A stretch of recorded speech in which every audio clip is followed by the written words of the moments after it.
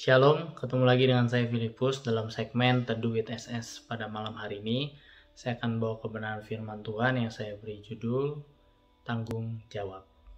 Dalam kehidupan, kita pasti mempunyai tanggung jawab.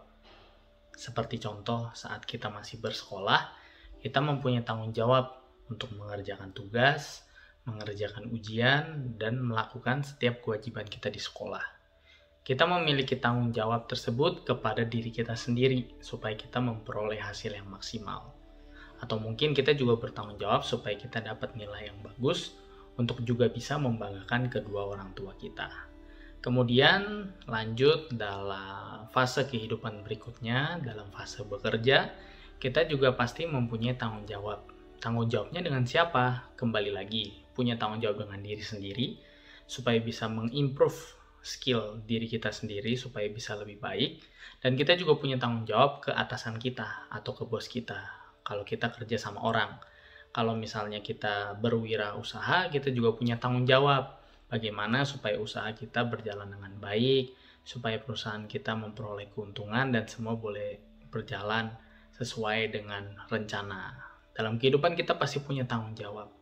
Saat orang tua sudah punya anak, berarti dia punya tanggung jawab untuk menyekolahkan anak tersebut, mendidik dari bayi sampai remaja, sampai juga nanti dewasa. Dalam kehidupan kita selalu punya yang namanya tanggung jawab, baik itu di lingkungan, dalam status sosial, maupun dalam kehidupan kita sehari-hari. Sebagai anak Tuhan, kita juga tentu punya tanggung jawab. Nah, ini yang akan saya bahas. Yang pertama adalah tanggung jawab kita sebagai anak Tuhan adalah mengasihi sesama manusia. Matius 22 ayat 39 berkata, hukum yang kedua yang sama dengan itu ialah kasihilah sesamamu manusia seperti dirimu sendiri. Jadi yang pertama kita punya tanggung jawab untuk mengasihi sesama manusia. Mengasihi dalam bentuk apa? Kalau ada yang susah kita bisa tolong, kalau ada yang sedang memerlukan pertolongan juga kita bisa bantu. Atau juga kasih itu tidak hanya tentang memberi, tetapi kalau ada orang-orang di sekitar kita yang melakukan perbuatan dosa, kita juga bisa tegur, kita bisa mengingatkan supaya ia tidak terjerumus ke hal-hal yang negatif. Jadi yang pertama adalah kita harus mengasihi sesama manusia seperti kita mengasihi diri kita sendiri. Yang kedua adalah menjadi garam dan terang dunia. Matius 5 ayat 13 berkata, kamu adalah garam dunia. Jika garam itu menjadi tawar, dengan apakah ia diasinkan? Kemudian tidak ada lagi gunanya selain dibuang atau diinjak orang. Kamu juga adalah terang dunia. Kota yang terletak di atas gunung tidak mungkin tersembunyi. Lagi pula, orang tidak menyalakan pelita lalu meletakkannya di bawah genteng, melainkan di atas kaki dian sehingga menerangi semua orang di dalam rumah itu. Artinya apa? Sebagai kita anak-anak Tuhan, kita harus bisa menjadi garam dan terang dunia. Yakni kalau di sekeliling kita, di lingkungan kita, ada hal-hal yang tidak berkenan di hadapan Tuhan, kita bisa bantu menegur, kita bisa memberitakan kebenaran firman, kita bisa menjadi suatu kesaksian bagi orang lain, supaya orang lain bisa ikut kita.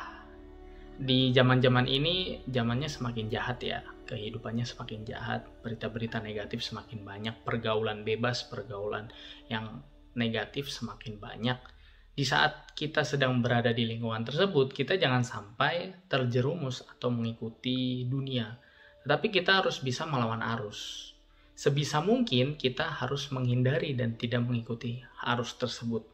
Bahkan jika bisa, alangkah lebih baik, kita bisa 1 orang, 2 orang, kita ajak untuk dia ikut sama kita. Supaya tidak terjerumus arus tersebut. Jadi inilah tugas dan tanggung jawab kita sebagai anak Tuhan untuk menjadi garam dan terang dunia.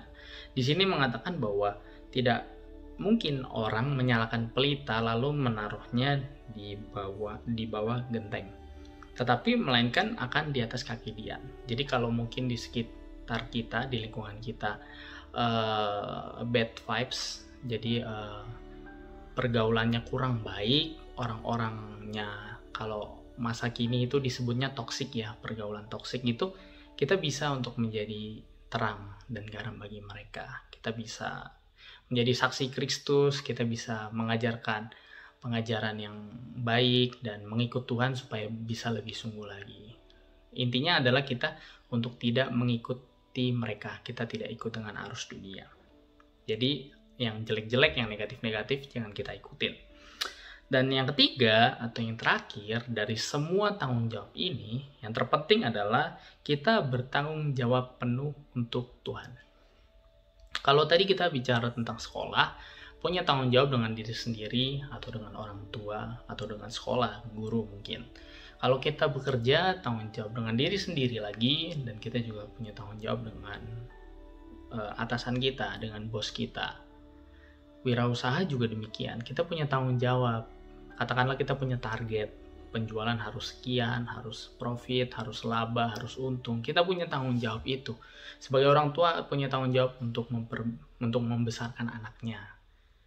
Dan setiap tanggung jawab itu ada subjeknya, kita bertanggung jawab kepada siapa.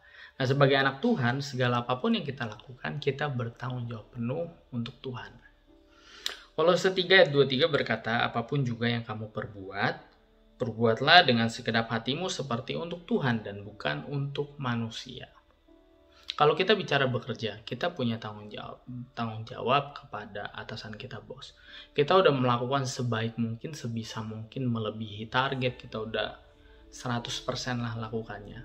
Tetapi namanya manusia, kita bisa aja kecewa. Kenapa kecewa? Mungkin gajinya tidak seberapa. Mungkin juga bosnya itu tidak menghargai atau mengapresiasi perbuatan dan pekerjaan kita.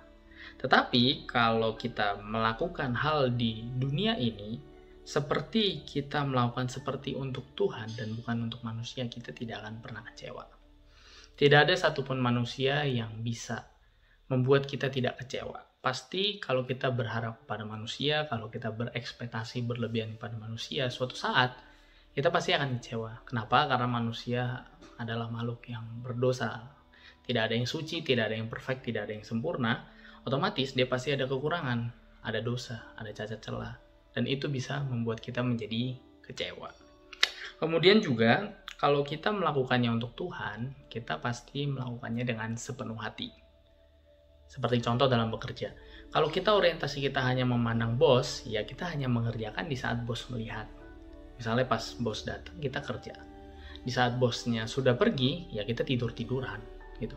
Tapi kalau misalnya kita bekerja semaksimal mungkin, walaupun dilihat bos atau tidak dilihat bos, dan kita melakukannya seperti untuk Tuhan, namanya juga seperti untuk Tuhan, berarti melakukannya yang terbaik, dengan penuh, dengan sungguh-sungguh, maka it's a good, itu akan berdampak bagus.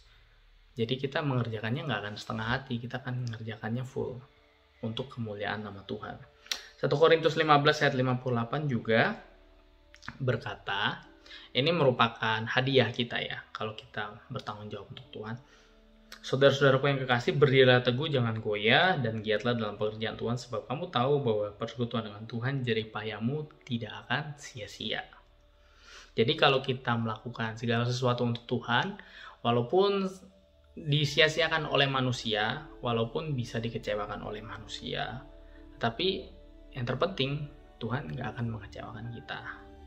Dan kalau namanya sudah melakukan tanggung jawab, sudah melakukan tugas, otomatis kan ada hak, otomatis ada upah. Kalau dalam bekerja kan ada gaji, dalam bersekolah ada nilai yang keluar.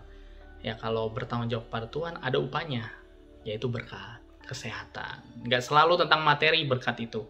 Bahkan kalau mungkin di dunia kita merasa tidak hidup dengan enak, dalam tanda kutip, tapi kalau kita bertanggung jawab kepada Tuhan, kita melakukan kehendak Tuhan, ya suatu saat nanti, saat kita sudah mati, kita masuk ke kerajaan surga. Dan kebahagiaan di kerajaan surga, itu tidak bisa dibeli pakai apapun. Sekaya apapun, seperti Lazarus dan si orang kaya, itu orang kayanya hasilnya, endingnya menyesal. Dan si Lazarus yang hidupnya miskin saat masih hidup, akhirnya dia memperoleh hadiah tersebut dan hidup di kerajaan surga di pangkuan Abraham. Jadi demikianlah kebenaran firman Tuhan pada malam hari ini. Biarlah bisa menjadi kekuatan dalam hidup kita untuk kita boleh bertanggung jawab dan teramat lebih bertanggung jawab kepada Tuhan. Terima kasih, selamat malam. Tuhan Yesus memberkati kita semua.